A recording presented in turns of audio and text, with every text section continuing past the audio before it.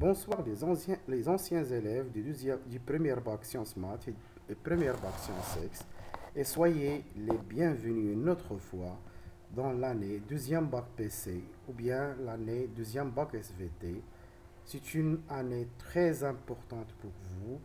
J'espère que vous commencerez le travail le plus tôt possible afin d'avoir une bonne note en baccalauréat, Inch'Allah.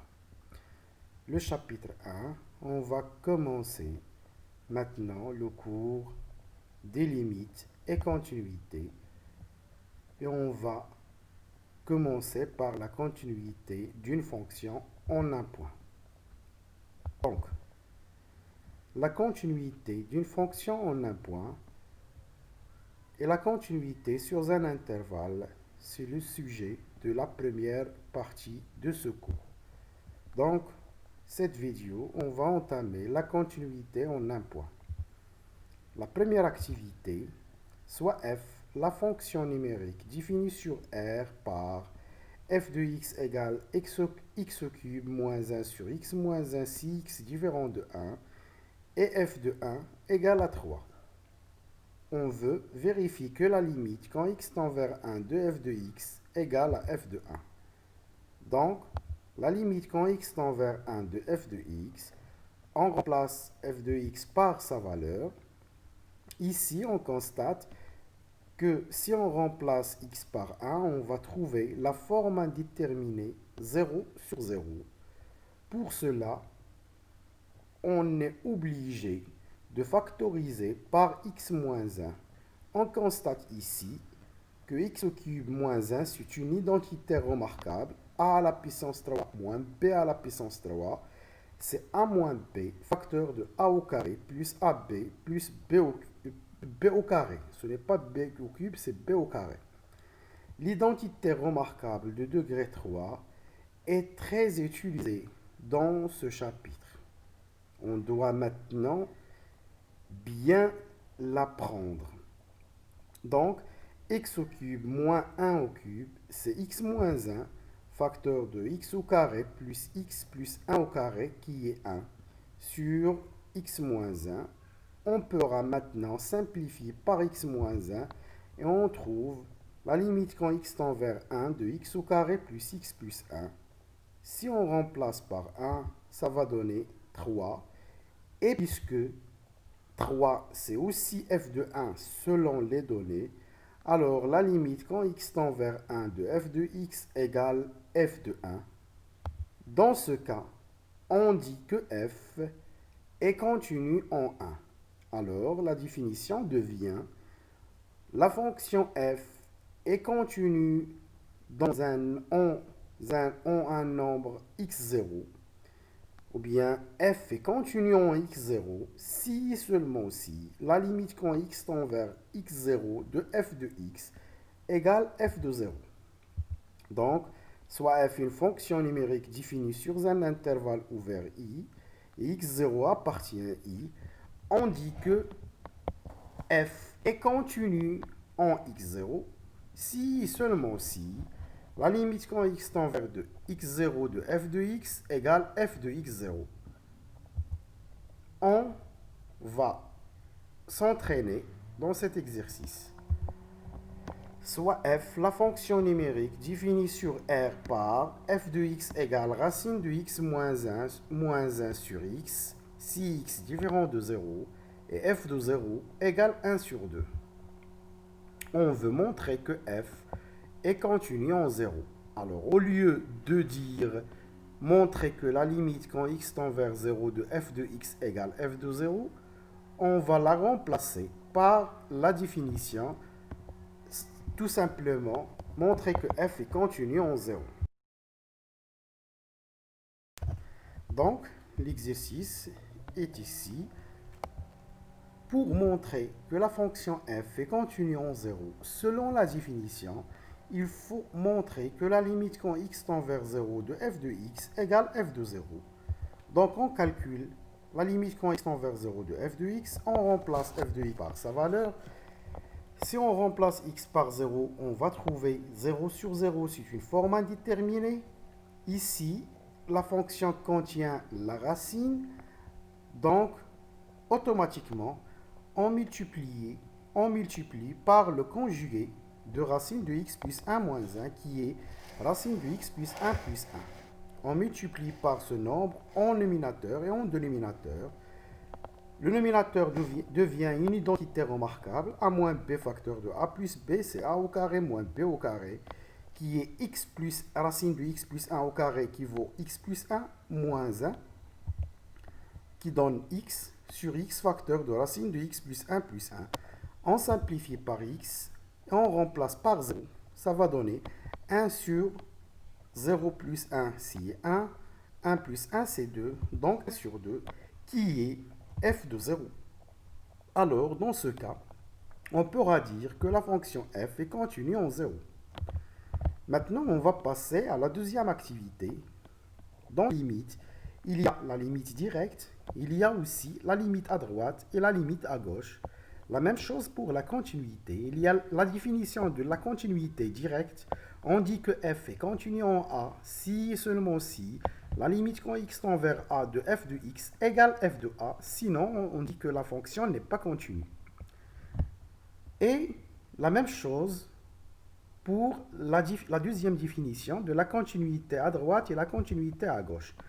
On va commencer par cette activité, soit f, la fonction numérique définie sur R par f de x égale x au cube si x est supérieur ou égal à 0, et f de x égale x plus 1 si x inférieur strictement à 0.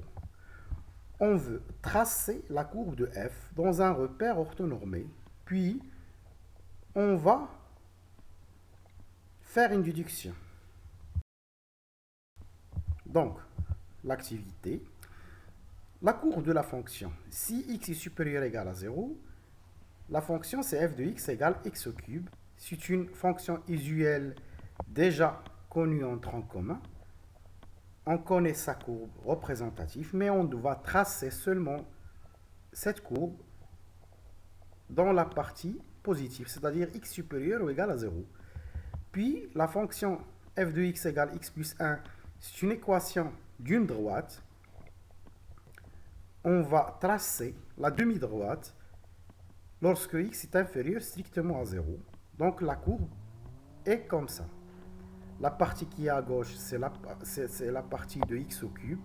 Et la partie qui est à droite, à gauche, c'est la partie de la fonction. Ici, on constate qu'il n'y a pas une continuité en 0. En 0, la courbe n'est pas continue parce qu'il n'y a pas une liaison entre la partie qui est à droite et la partie qui est à gauche. Donc, géométriquement, on constate qu'il n'y a pas de continuité pour la fonction f en 0. Il y a la continuité dans d'autres points, mais en 0, il n'y a pas de continuité. Algébriquement, si on veut montrer ça algébriquement, pour montrer la continuité, on va calculer la limite quand x tend vers 0 plus de f de x. Lorsque x tend vers 0 plus, ça veut dire x est supérieur à 0. On va choisir la première fonction, c'est x au cube. On remplace par 0 et on va trouver 0. Et si on calcule la limite quand x tend vers 0 moins de f de x, c'est-à-dire lorsque x tend vers 0 moins, ça veut dire x inférieur strictement à 0. On doit choisir la deuxième fonction qui est plus 1. Si on remplace par 0, on va trouver 1. Donc, f de 0 va être calculé par la première fonction x au cube parce que dans la première fonction, on a x supérieur ou égal à 0. Donc, 0 inclus dans cette partie. Donc, f de 0, c'est 0. C'est-à-dire, la limite quand x tend vers 0 plus de f de x égale f de 0, mais la limite quand x tend vers 0 moins de f de x ne vaut pas f de 0. Donc, lorsque la limite quand x tend vers 0 plus de f de x égale f de 0, on dit dans ce cas que la fonction est continue à droite en 0, seulement à droite. Et puisque la limite quand x tend vers 0 moins de f de x est différente à f de 0, c'est-à-dire la fonction dans ce cas n'est pas continue à gauche en 0. Elle est continue à droite, mais elle n'est pas continue à gauche. En général, on dit que la fonction n'est pas continue en 0, c'est-à-dire pour que la fonction soit continue en 0, elle doit être continue à droite en 0 et à gauche en 0. Ici, n'est pas continue à gauche en 0, c'est-à-dire la fonction n'est pas continue. Pour que la fonction f soit continue en un point, elles doivent être continues à droite et à gauche, tous les deux. Donc la définition de la continuité à gauche et à droite, on dit que f est continue à droite en x0 si la limite quand x tend vers x0 plus de f de x égale à 0. Sinon, on dit que la fonction n'est pas continue à droite en 0. Et la fonction f est continue à gauche en x0 si seulement si la limite quand x tend vers x0 moins de f de x égale f de 0, f de x0. Donc, pour que la fonction soit continue en 0, elle doit être continue à droite et à gauche, c'est-à-dire la limite quand x tend vers 0 plus x0 plus de f de x égale la limite quand x tend vers x0 moins de f de x est égale à f de x0 tous les deux. Un exercice de la continuité. Donc, soit f, la fonction numérique définie sur R par f de x égale x sinus 1 sur x si x différent de 0 et f de 0 égale 0. La première question, on veut montrer que pour tout x appartient à R étoile, la valeur absolue de f de x est inférieure ou égale à x. Ici, on va calculer la limite quand x tend vers 0 par l'utilisation du théorème de Gendarme parce que le calcul direct de la limite, il ne va rien donner. Donc, on commence. Soit x appartient à R étoile. On sait tous que la fonction f de x, puisqu'il contient la sinus, on sait tous que la sinus de 1 sur x est comprise entre moins 1 et 1. La sinus et la cosinus sont toujours comprises entre moins 1 et 1. Ici, sinus 1 sur x est comprise entre moins 1 et 1, alors la valeur absolue de sinus 1 sur x est inférieure ou égale à 1. On va multiplier par la valeur absolue de x dans les deux côtés. La valeur absolue de x fois la valeur absolue de sinus 1 sur x égale à la valeur absolue de x fois sinus 1 sur x. On va les mettre tous les deux dans la valeur absolue. Ça va donner la valeur absolue de f de x est inférieure ou égale à la valeur absolue de x. Et c'est ce qu'il fallait démontrer.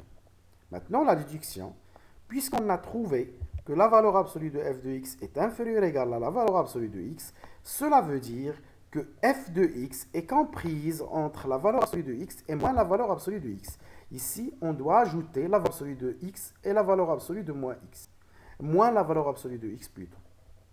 Ici, j'ai oublié la valeur absolue. La propriété en général, la valeur absolue de a est inférieure ou égale à x, c'est-à-dire a est comprise entre x et moins x. C'est une propriété du tronc commun.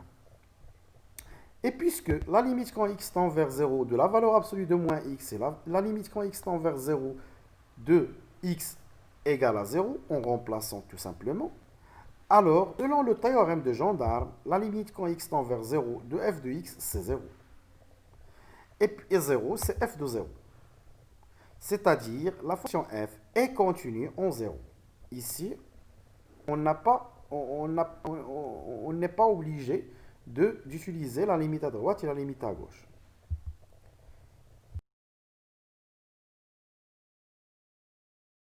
Maintenant, on va passer à une propriété très importante qui est déjà citée.